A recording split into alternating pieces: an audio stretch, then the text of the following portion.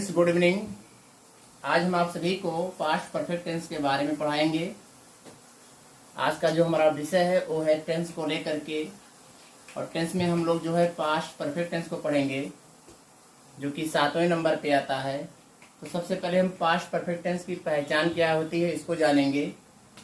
तो past perfect tense की पहचान होती है कि वाक्य के अंत में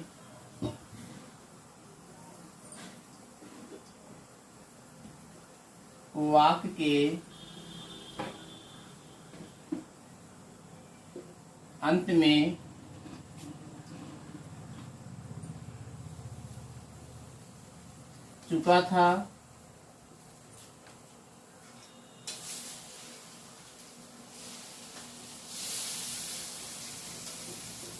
चुकी थी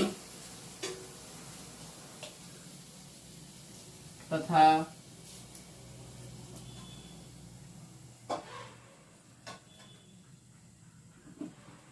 चुके थे आता है।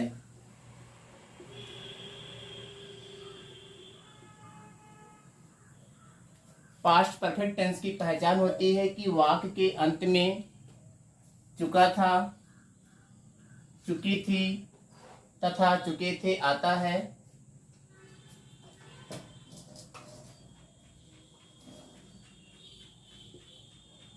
हेल्पिंग वर्ब, जिसको हम कहते हैं हिंदी में सहायक क्रिया। पास्ट परफेक्ट टेंस की एक ही सहायक क्रिया होती है, हैड। सभी कर्ताओं के साथ हम लोग हैड का प्रयोग करते हैं। उसके बाद main verb,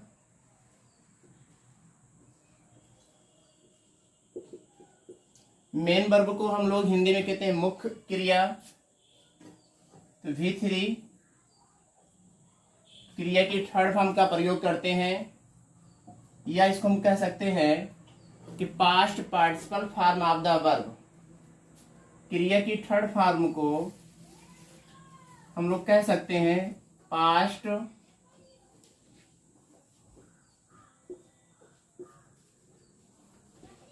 participle form of the verb.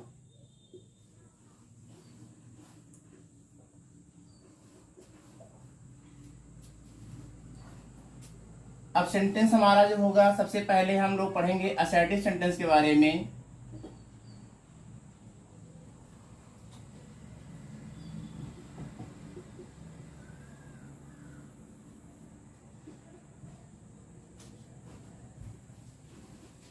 सबसे पहले हम लोग असर्टिव सेंटेंस को पढ़ेंगे।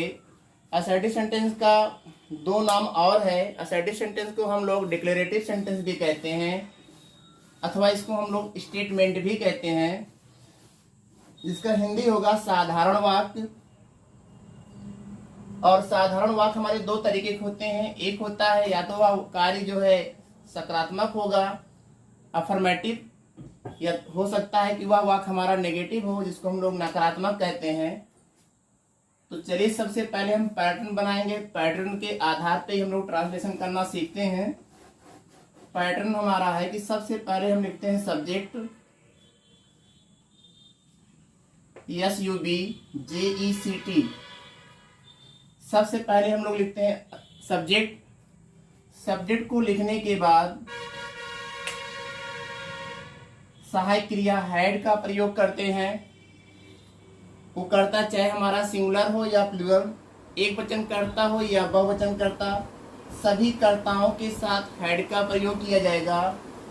उसके बाद V3 क्रिया की थर्ड फॉर्म का प्रयोग करेंगे, क्योंकि जितने भी परफेक्ट टेंस होते हैं, हमने आपको बताया, जितने भी परफेक्ट होते हैं 3 नंबर पे, चाहे वो प्रेजेंट परफेक्ट हो, पास्ट परफेक्ट हो या फ्यूचर परफेक्ट हो, सभी में हम क्रिया की थर्ड फॉर्म का प्रयोग करते हैं। उसके बाद ऑब्जेक्ट,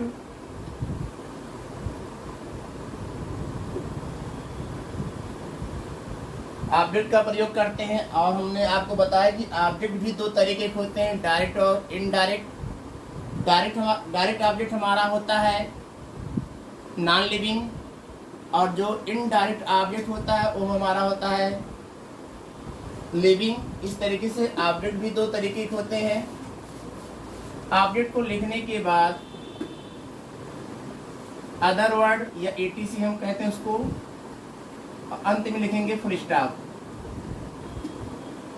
अब इस स्ट्रक्चर के आधार पर, इस पैटर्न के आधार पर हम पास्ट परफेक्ट टेंस का ट्रांसलेशन करना सीखेंगे एग्जाम्पल के माध्यम से। जैसे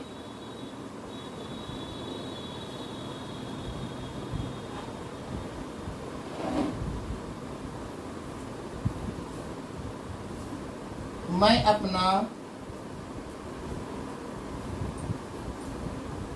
कमरा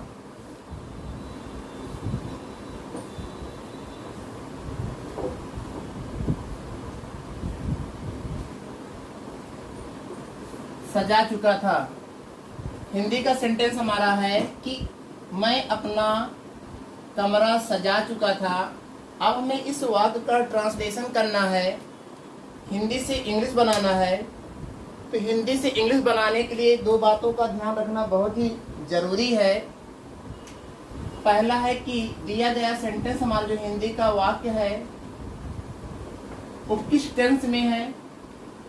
पहले हम टेंस को पहचाने, तो टेंस की पहचान हम वाक्य के अंत से ही करते हैं। तो यहाँ पे लिखा हुआ है कि मैं अपना कमरा सजा चुका था। यह टेंस हमारा पास्ट परफेक्ट टेंस है, क्योंकि यहाँ पे चुका था हमने लिखा है। यह हमारा हुआ पास्ट परफेक्ट टेंस। दूसरा होता है कि सेंटेंस को पहचाने कि सेंटेंस कौन सा है। सेंटेंस हमारा इंटरोगेटिव है, प्रश्नवाचक है, कि हमारा सेंटेंस असर्टिव है। तो सेंटेंस हमारा यह असर्टिव है, क्योंकि अगर इंटरोगेटिव होता तो वाक्य के अंत में क्वेश्चन मार्क लगा होता। तो यह सेंटेंस इंटरोगेटिव है नहीं, क्योंकि वाक्य के अंत में क्वेश्चन मार्क नहीं लगा है, यहाँ पे पूर्ण विराम लगा है, प्रश्नवाचक चिन्ह नहीं है। तो हम कह सकते हैं कि दिया गया सेंटेंस हमारा असर्टिव है और टेंस जो है हमारा पास्ट परफेक्ट टेंस है और इसमें एक काम हो रहा है या वाक्य अफर्मेटिव में है, अर्थात इसमें हमको नॉट का प्रयोग नहीं करना है। तो चलिए हम अपने इसको हिंदी की वाक्य को इंग्लिश में ट्रांसलेट करते हैं। सब्जेक्ट पहले लिखना है, तो सब्जेक्ट हमारा इसमें है मैं। सब्जेक्ट इसमें हमारा है मैं के लिए लिखेंगे हम आई का प्रयोग करने के बाद सब्जेक्ट हमारा हो गया। उसके बाद लिखना हमको हेड हो गया। फिर हम आगे बढ़ेंगे, क्रिया हमारी सजाने की, तो सजाने को होता है डेकोरेट, लेकिन हमको डेकोरेट नहीं लिखना है, हमको लिखना है क्रिया की थर्ड फॉर्म। तो डेकोरेट का जो थर्ड फॉर्म होता है decorated, DECORATED, decorated. I had decorated. उसके बाद इसमें ऑब्जेक्ट है आई हैड डेकोरेटेड, मैं सजा चुका था। क्या सजा चुका था? अपना कमरा। यह अपना कमरा जो है इस वाक्य का ऑब्जेक्ट है, जो कि डायरेक्ट ऑब्जेक्ट है। इसको लिखेंगे अपना के लिए हम यहाँ पर आई के अनुसार माई और कमरा को लिखेंगे रूम। इस तरीके से यह सेंटेंस हमारा कंप्लीट हुआ, हिंदी से इंग्लिश में बन गया कि I had decorated my room.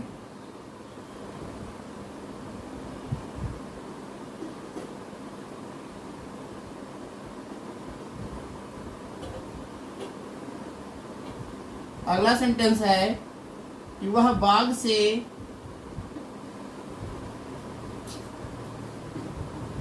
फूल नहीं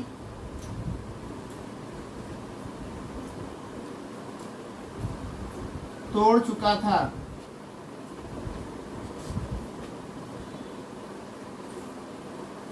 अगला सेंटेंस हमारा है कि वह बाग से फूल नहीं तोड़ चुका था। टेंस हमारा पास्ट परफेक्ट टेंस है, सेंटेंस हमारा असर्टिव है, लेकिन वाक्य जो असर्टिव का है वो नेगेटिव मोड में है, क्योंकि यहाँ पर नहीं आया हुआ है।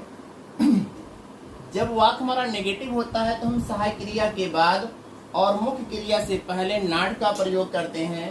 तो चलिए इसको भी हम ट्रांसलेट करते हैं कि वह बाग से फूल नहीं तोड़ चुका था। इस वाक्य का जो करता है वह है इसमें वह, तो वह के लिए हम लिखेंगे यहाँ पर ही, और सहायक क्रिया लिखेंगे हैड, सब्जेक्ट हमारा हो गया ही, सहायक क्रिया हो गया हैड, और वाक्य के बाद अब हमको क्रिया के थर्ड फॉर्म का प्रयोग करना है, लेकिन वाक्य हमारा नेगेटिव है तो सहायक क्रिया के बाद नॉट, तो लिखेंगे ही हैड नॉट। तोड़ने का होता है प्लग्ड, थर्ड फॉर्म हो गया plugged. He had not plugged, वह नहीं तोड़ चुका था। क्या नहीं तोड़ चुका था? फूल। फूल के लिए लिखेंगे हम द फ्लावर्स। उसके बाद बाग से from the garden, from the garden. इस तरीके से यह सेंटेंस भी हमारा कंप्लीट हुआ कि he had not plugged the flowers from the garden, अर्थात वह बाग से फूल नहीं तोड़ चुका था। असर्टिव सेंटेंस का एक एग्जाम्पल हम और पढ़ेंगे। अगला सेंटेंस हमारा है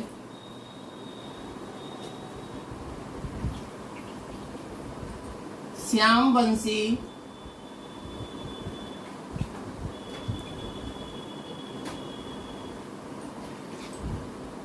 नहीं बजा चुका था।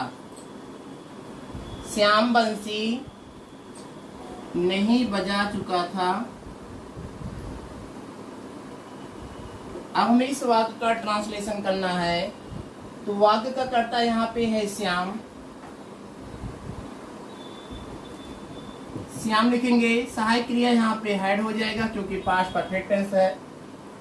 वाक्य हमारा नेगेटिव है तो हैड के बाद नॉट। बजाने का यहाँ पे हमें रिंग नहीं लिखना है, बजाने का यहाँ पर हम प्ले का थर्ड फॉर्म प्लेड लिखेंगे।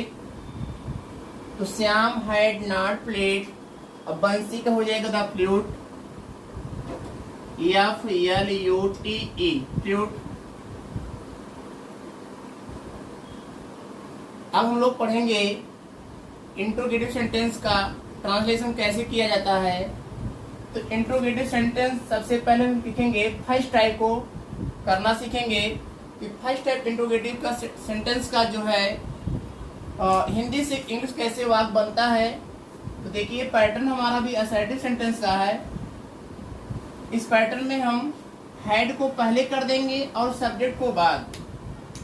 सबसे पहले हम लिखेंगे हेड, HAD हेड। उसके बाद लिखेंगे सब्जेक्ट,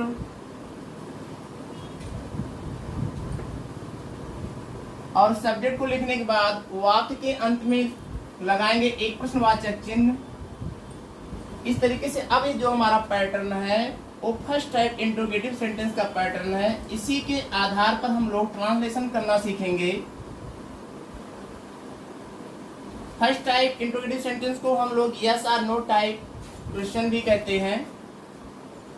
तो पहला एग्जांपल हमारा है,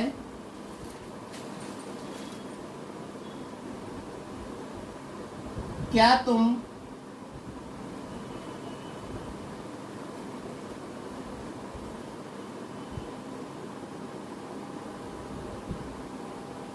कल अपना कार्य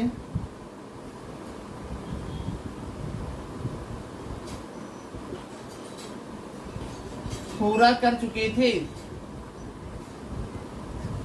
हिंदी का वाक्य हमारा है, क्या तुम कल अपना कार्य पूरा कर चुके थे। अब हमने आपको बताया कि किसी भी वाक्य को हिंदी से जब इंग्लिश में ट्रांसलेट करते हैं तो दो बातों का ध्यान रखना है कि दिया गया वाक्य हमारा टेंस कौन सा टेंस है और कैसा सेंटेंस है। तो टेंस की पहचान हम यहाँ से किए कि दिया गया वाक्य हमारा पास्ट परफेक्ट टेंस है, क्योंकि पास्ट परफेक्ट टेंस की पहचान होती है कि वाक्य के अंत में चुका था, चुकी थी और चुके थे आते हैं। तो यहाँ पर आया हुआ है चुके थे। टेंस की पहचान हमने कर लिया। अब टेंस की पहचान करने के बाद हम लोग सेंटेंस की पहचान करेंगे। सेंटेंस हमारा इंट्रोगेटिव है क्योंकि वाक्य के अंत में प्रश्नवाचक चिन्ह है, क्वेश्चन मार्क लगा हुआ है। अब सवाल ये है कि इंट्रोगेटिव सेंटेंस दो तरीके के होते हैं। एक होता है फर्स्ट टाइप जिसको हम कहते हैं, या उसे हम यस और नो टाइप क्वेश्चंस कहते हैं, और दूसरा एक हमारा होता है जिसको हम लोग कहते हैं सेकंड टाइप इंट्रोगेटिव सेंटेंस या एक उसका दूसरा नाम है WH क्वेश्चन वर्ड वाले सेंटेंस। तो यह हमारा फर्स्ट टाइप इंट्रोगेटिव है, क्योंकि वाक्य की शुरुआत में क्या है। अब हमको इसका ट्रांसलेशन करना है, तो क्या के लिए हमें वर्ड का प्रयोग नहीं करना है, हमें सहायक क्रिया का प्रयोग कर्ता के अनुसार पहले करते हैं। यहाँ पे सब्जेक्ट हमारा है तुम और टेंस सेंटेंस हमारा है क्या, अर्थात फर्स्ट टाइप इंट्रोगेटिव। तो लिखेंगे हैड यू। हैड यू हो गया क्या तुम, हैड यू का मतलब हो गया क्या तुम, क्या भी हो गया और हमारा तुम भी हो गया। तो हैड यू। अब इनकी क्रिया है पूरा करना, तो पूरा करने का होता है कंप्लीट, लेकिन हमको लिखना है third form completed. Had you completed, क्या ऑब्जेक्ट यहाँ पे अपना कार्य, तो अपना के लिए यू के साथ योर और कार्य का लिखेंगे work. Had you completed your work. और इसमें एक एडवर्ब आया हुआ है जो कि एडवर्ब ऑफ टाइम है। कल के लिए हम यस्टरडे का प्रयोग करते हैं पास्ट टेंस में। और वाक्य के अंत में लगाएंगे क्वेश्चन मार्क। इस तरीके से यह वाक्य हमारा कंप्लीट हुआ।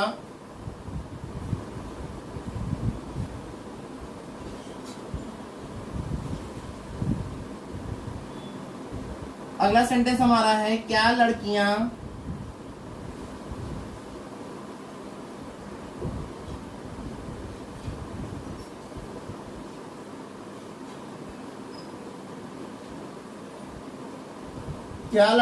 अपने गृह कार्य को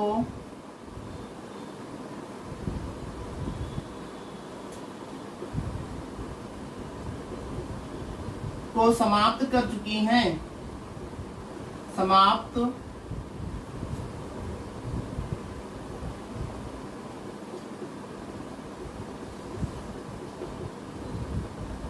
अगला सेंटेंस हमारा है क्या लड़कियां अपने गृह कार्य को समाप्त कर चुकी हैं। सॉरी, चुकी है नहीं, इसको हम पास्ट परफेक्ट टेंस में पढ़ रहे हैं, इसलिए लिखेंगे क्या लड़कियां अपने गृह कार्य को समाप्त कर चुकी थी। क्योंकि अगर हम है लिखेंगे तो चले जाएंगे प्रेजेंट परफेक्ट टेंस में, इसलिए यहाँ पर है और है की कोई बात ही नहीं आनी चाहिए। हमें लिखना था कि क्या लड़कियां अपने गृह कार्य को समाप्त कर चुकी थी। तो टेंस हमारा हुआ पास्ट परफेक्ट टेंस, सेंटेंस हमारा हुआ फर्स्ट टाइप। अब इसका ट्रांसलेशन करेंगे क्या लड़कियां, तो क्या के लिए हम लिखेंगे हैड और लड़कियां को लिखेंगे द गर्ल्स। समाप्त करने का हो जाएगा finished, third form. Had the girls finished, क्या लड़कियां समाप्त कर चुकी थी क्या अपने गृह कार्य को। तो अपने के लिए यहाँ पर क्योंकि हमारा जो सब्जेक्ट है वो प्लूरल है, तो जब सब्जेक्ट हमारा प्लूरल होता है तो अपने के लिए हम वहां पर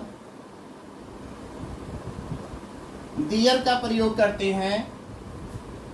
यहां लिखेंगे दियर होमवर्क और वाक्य के अंत में लगाएंगे क्वेश्चन मार्क। सेंटेंस हमारा ये कंप्लीट हुआ। Had the girls finished their homework और वाक्य के अंत में एक प्रश्नवाचक चिन्ह। इस तरीके से यह सेंटेंस हमारा कंप्लीट हुआ। अगला सेंटेंस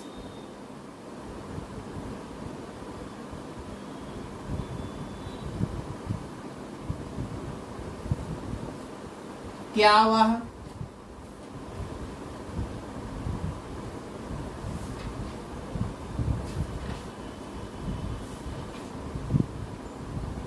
एक पत्र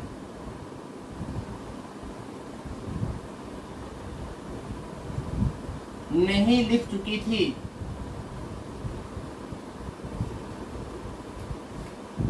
अगला सेंटेंस हमारा है क्या वह एक पत्र नहीं लिख चुकी थी। फर्स्ट टाइप इंट्रोगेटिव है लेकिन यह नेगेटिव में है, अर्थात इसको हम कह सकते हैं इंट्रोगेटिव नेगेटिव सेंटेंस। तो जब वाक्य हमारा फर्स्ट टाइप या सेकेंड टाइप कोई भी हो नेगेटिव में अगर आ जाए तो उसका ट्रांसलेशन करते समय हम कर्ता के बाद और मुख्य क्रिया से पहले नॉट का प्रयोग करते हैं।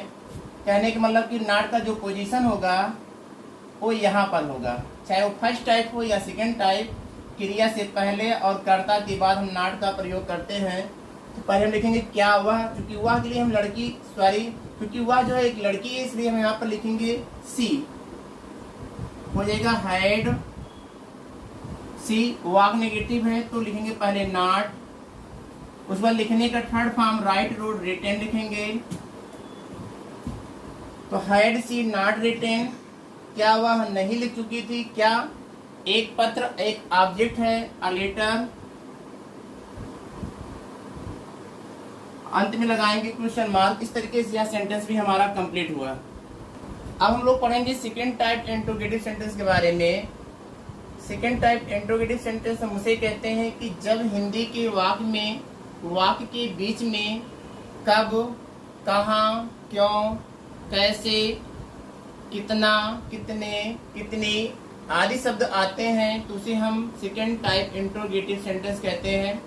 ऐसे वाक्यों का ट्रांसलेशन हम लोग हमेशा जो शब्द बीच में आया रहता है उसकी इंग्लिश से करते हैं। तो चलिए हम इस सेंटेंस की शुरुआत करते हैं। सेकेंड टाइप इंट्रोगेटिव सेंटेंस का पैटर्न है कि सबसे पहले WH वर्ड, इसका मतलब है कि प्रश्नवाचक शब्द को लिखेंगे, फिर सहायक क्रिया हैड, क्योंकि पास्ट परफेक्ट टेंस में हैड लगता है सभी कर्ताओं के साथ। उसके बाद सब्जेक्ट, सब्जेक्ट को लिखने के बाद क्रिया की थर्ड फॉर्म जिसको हम कहते हैं past participle form of the verb. उसके बाद फिर हम लिखेंगे ऑब्जेक्ट, ऑब्जेक्ट को लिखने के बाद ETC या अदर वर्ड, और वाक्य के अंत में लिखेंगे, लगाएंगे क्वेश्चन मार्क। अब जैसे कि पहला एग्जाम्पल है कि वह कल कहाँ जा चुका था, तो यह सेंटेंस हमारा सेकेंड टाइप इंट्रोगेटिव है। यहाँ पे क्वेश्चन मार्क लगा हुआ है और वाक्य के बीच में आया हुआ एक प्रश्नवाचक शब्द कहाँ। तो कहाँ के लिए सबसे पहले लिखेंगे वेयर, वेयर का प्रयोग करने के बाद सहायक क्रिया हैड का प्रयोग करेंगे और कर्ता हमारा यहाँ पे है वह, इसलिए लिखेंगे यहाँ पर ही। जाने का थर्ड फॉर्म होता है गॉन, गो वेंट गॉन, यहाँ गॉन हो जाएगा। उसके बाद यहाँ पे एक एडवर्ब है कल, तो कल के लिए हम लोग यस्टरडे का यूज करते हैं, यहाँ हो जाएगा यस्टरडे, और वाक्य के अंत में लगाएंगे प्रश्नवाचक चिन्ह। इस तरीके से यह सेंटेंस हमारा कंप्लीट हुआ। दूसरा सेंटेंस हमारा है कि रेखा कल अपने पाठ को क्यों नहीं याद कर चुकी थी। तो इस वाक्य का जो प्रश्नवाचक शब्द है वह है क्यों। तो क्यों के लिए लिखेंगे हम यहाँ पे पहले व्हाई, व्हाई का प्रयोग करने के बाद सहायक क्रिया हैड, कर्ता हमारा रेखा है तो यहाँ पे रेखा हो गया। चूंकि ये सेकेंड टाइप इंट्रोगेटिव का वाक्य है, नेगेटिव मूड में है, तो कर्ता के बाद नॉट, नॉट का प्रयोग करने के बाद क्रिया की थर्ड फॉर्म, तो याद करना, याद करने का फर्स्ट फॉर्म होता है लर्न, सेकेंड और थर्ड होता है लर्नट। तो यहाँ पे हम लिखेंगे लर्नट। क्या नहीं याद कर चुकी थी, अपने पाठ को, तो को के लिए लिखेंगे टू, अपने के लिए लिखेंगे यहाँ पे हर, क्योंकि ये लड़की है। चाहे यहाँ पे सब्जेक्ट हमारा सी होता तब भी हम अपने के लिए हर का ही प्रयोग करेंगे, या किसी लड़की का नाम आ जाए तब भी हम हर का ही प्रयोग करेंगे। तो हर पाठ के लिए लिखेंगे लेसन, और यहाँ पर आया हुआ है कल, तो कल के लिए लिखेंगे यहाँ पे हम यस्टरडे, और वाक्य के अंत में लगाएंगे क्वेश्चन मार्क। तो सेंटेंस हमारा इस तरीके से बनेगा कि why had Rekha not learnt to her lesson yesterday. इस तरीके से यह सेंटेंस हमारा हिंदी से इंग्लिश में ट्रांसलेट हो गया। अगला एग्जाम्पल हमारा है धोबी कपड़ा कब धो चुका था। एक छोटा सा सेंटेंस है, यहाँ पे प्रश्नवाचक शब्द है कब, तो कब के लिए लिखेंगे व्हेन। व्हेन का प्रयोग करने के बाद सहायक क्रिया हैड का प्रयोग करेंगे, और हैड का प्रयोग करने के बाद धोबी का होता है द वाशरमैन, तो हो जाएगा व्हेन हैड द वाशरमैन। धोने का होता है वाश, लेकिन थर्ड फॉर्म लिखना है तो हो जाएगा वाश्ड, और यहाँ पे ऑब्जेक्ट है कपड़ा, तो कपड़े का लिखेंगे यहाँ पे द क्लॉथ और वाक्य के अंत में लगाएंगे क्वेश्चन मार्क। इस तरीके से यह सेंटेंस हमारा कंप्लीट हुआ। धन्यवाद।